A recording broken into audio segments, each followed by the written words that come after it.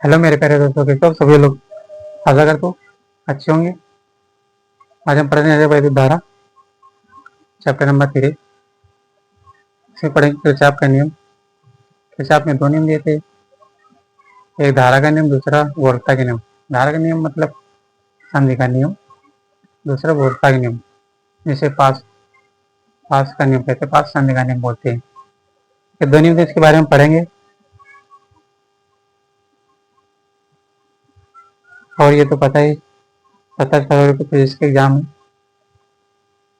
18 को हिंदी, 18 अप्रैल से स्टार्ट है, 25 को केमिस्ट्री।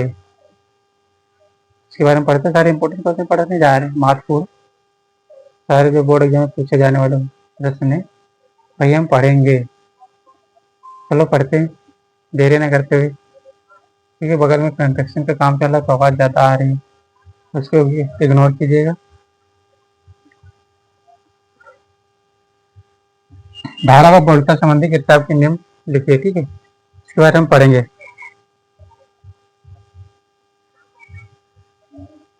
लिखते हैं, किरचॉफ किरचॉफ ने वैद्युत किरचॉफ ने वैद्युत प्रपथ हल करने के लिए दो नियम दिए थे, नंबर 1 संधि का नियम, दूसरा नंबर वोल्टता का नियम। ये नियम दिए थे, इसके बारे में पहले पढ़ते हैं। किरचॉफ ने वैद्युत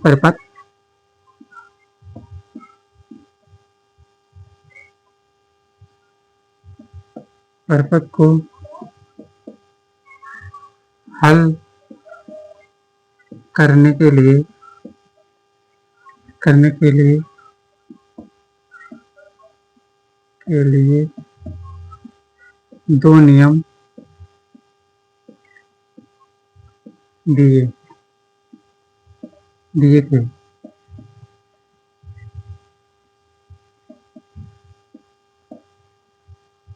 नंबर 1 संधि का नियम, नंबर 1 संधि का नियम,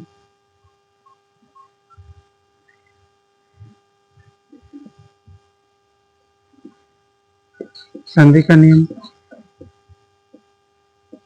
नंबर 2 वोल्टता का नियम।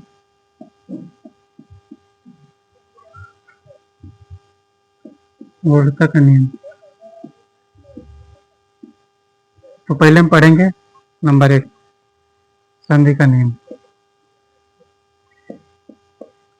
संधि का नियम फिर पढ़ेंगे, पहले हम इसके चित्र बनाएंगे, बाद में हम इसके बारे में पढ़ेंगे, ठीक है। पहले फिगर समझेंगे अच्छे से, चित्र समझेंगे, उसके बारे में हम इसको पढ़ेंगे। पहले हम चित्र बनाते हैं। यहीं पे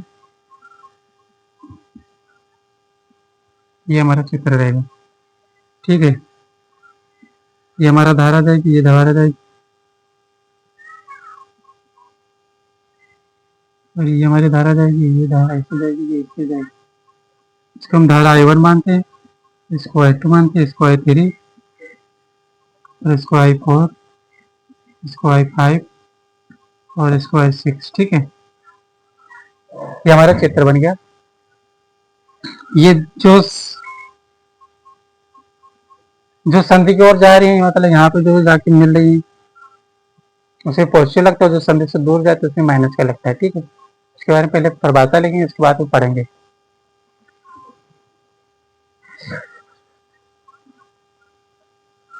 लिखते हैं, एक लिखते हैं, किसी वैद्युत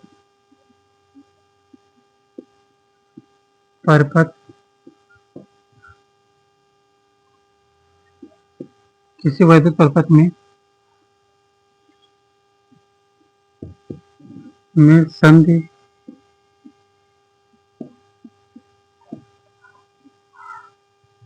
पर मिलने वाली संधि पर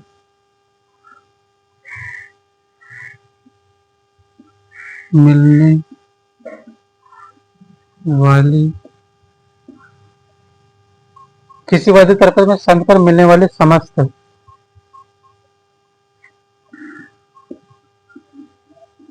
समस्त धाराओं समस्त धाराओं का योग, जितनी धारा जो संधि पर मिलने वाली समस्त धाराओं का योग, का बीजगणितीय योग, का बीजगणितीय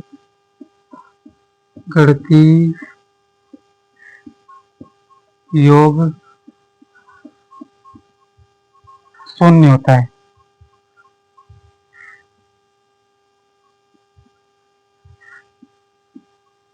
शून्य होता है, ठीक है। ये हमारा चित्र हो गया, ठीक है। इसमें देखो I1 धारा जो जा रही संधि के ऊपर जा रही, संधि पे मिलने आ रही, I2 भी संधि जा रही, I3 संधि से दूर जा रही, I4 भी संधि पर आ रही, I5 संधि से दूर जा रही और I6 भी संधि से दूर जा रही है। तो वही पर भाषा लिखा है ना, किसी वैद्युत परपथ में संधि पर मिलने वाली समस्त धाराओं का बीजगणितीय योग शून्य होता है, ठीक है। जितना योग होगा शून्य होगा। तो पहले लिखेंगे सिग्मा I बराबर 0, ठीक। अब इधर लिखेंगे तो पॉइंट होते हैं, इसके लिख लेते हैं। एक संधि को और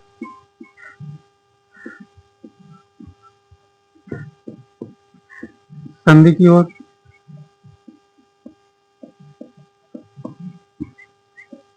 दूसरा होगा संधि से दूर, संधि से दूर।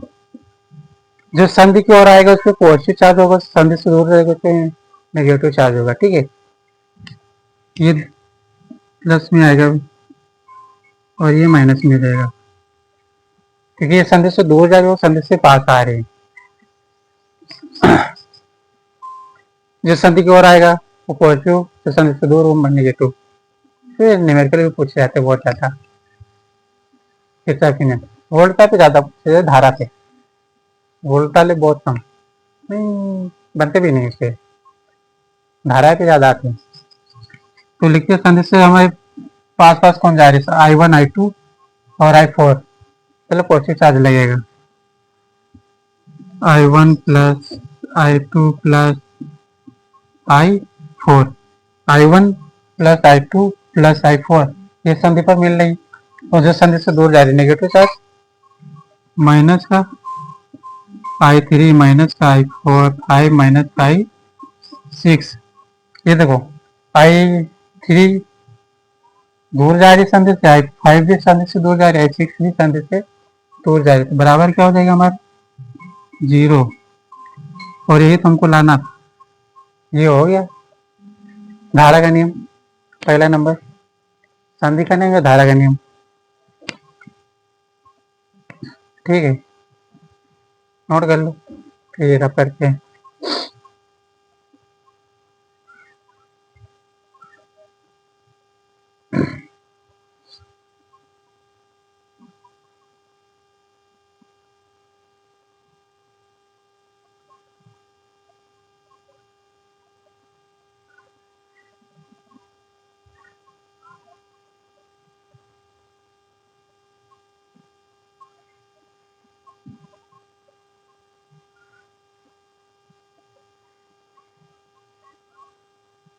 नोट हो गया,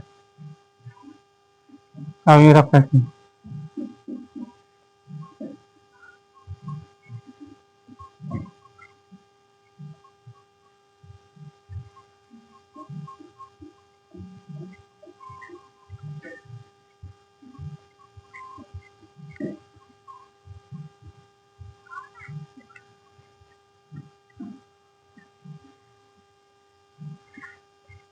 अब दूसरा नियम पढ़ेंगे, वोल्टा का नियम।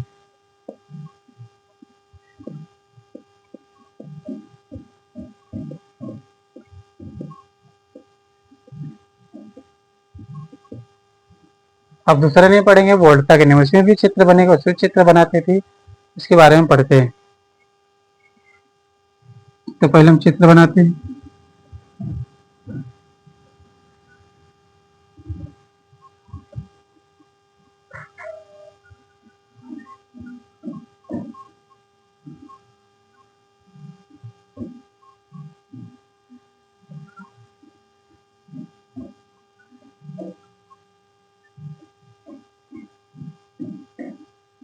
ये R1 और ये R2, ये E1 रहेगा हमारा। यहाँ से धारा बहेगी, पॉजिटिव चार्ज है, ये नेगेटिव। I1 धारा बहेगी, ये भी हमारी I1 रहेगी और ये भी हमारी I1 रहेगी। तो धारा हमारी सारी जाएंगी I1 ही जाएंगी, और ये भी हमारी I1 आएगी धारा। ठीक है, ये हमारा चित्र बन गया। नाम दे देते हैं ए बी सी डी। ठीक, ये हमारा नाम हो गया चित्र का। ये क्लियर दिख रहा? आवाज आ रही क्लियर? एक दिन आवाज नहीं आ रही, तो 2-3 दिन ऐसा हो गया आवाज ना आ रही थी।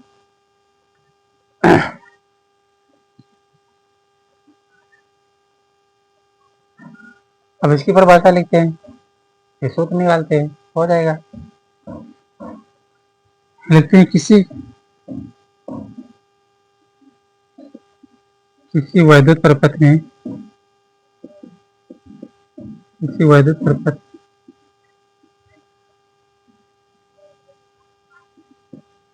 किसी वैद्युत परपथ में किसी वैद्युत परपथ में बहने वाली परपथ किसी वैद्युत परपथ में किसी लूप में बहने वाली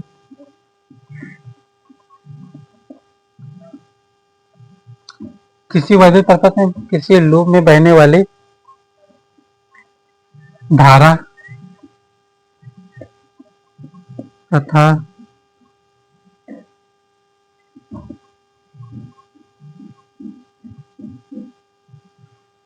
संगत प्रतिरोध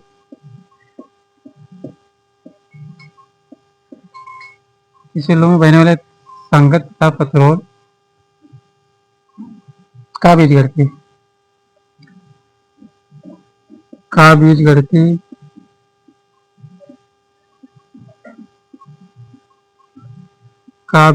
योग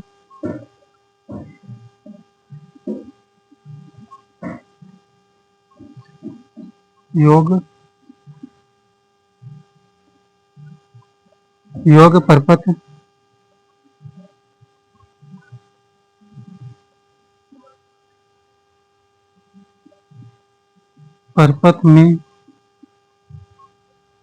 लगे प्रतिरोध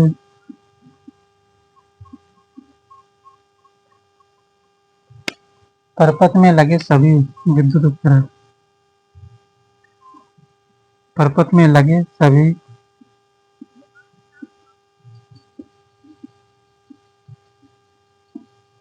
विद्युत वाहक बल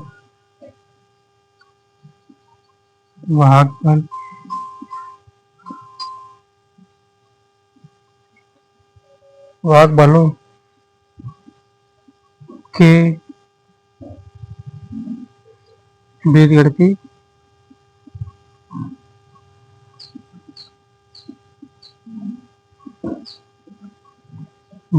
योग के बराबर होते हैं। योग के बराबर होते हैं।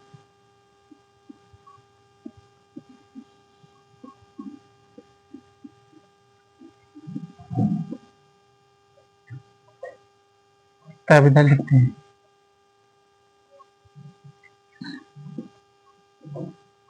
सिग्मा आई बराबर सिग्मा ई, ये हमारा सूत्र है। अब लिखते हैं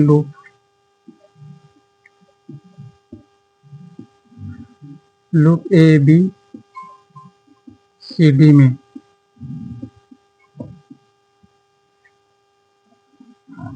देखो, ए से बी की तरफ जाएंगे, धारा में आई मिली। बी से सी की तरफ जाएंगे, हमें धारा क्या मिला? I1 R2। ठीक है, I1 I2 मिला। फिर सी से डी की ओर जाएंगे, हमें धारा आई है। डी से ए की ओर जाएंगे तो हमारे I1 R प्लस का I1 R1 बराबर फिर देखो यहाँ माइनस से प्लस को जा रहा है इसलिए प्लस लगाए, माइनस से प्लस को आ रहा है इसलिए प्लस लगाए। धारा हमारे कितने बह रही है, मतलब कि वोल्ट कितना आई E1, E1, बस ये तो हमको लाना था, ये हमको प्राप्त करना था, तो हमें प्राप्त हो गया है। ठीक है, अब इसके बाद पढ़ेंगे विस्कस क्षेत्र। ये धारा नहीं समझ में आए, ए से बी की ओर जाएंगे धारा I1 मिल रहा है, बी से सी की ओर जाएंगे I1 और पता है R2 मिल रहा है। ठीक है, इस सी से डी की ओर जाएंगे तो धारा I2 है, नहीं I1 रहेगी, I1 रहेगी। फिर डी से ए की ओर जाएंगे तो आई धारा I1 और R1 प्रतिरोध है। बस यहाँ माइनस प्लस को रहा है इसलिए प्लस का लगा। फिर हमारा वोल्ट कितने है E1 है, बस हो गया।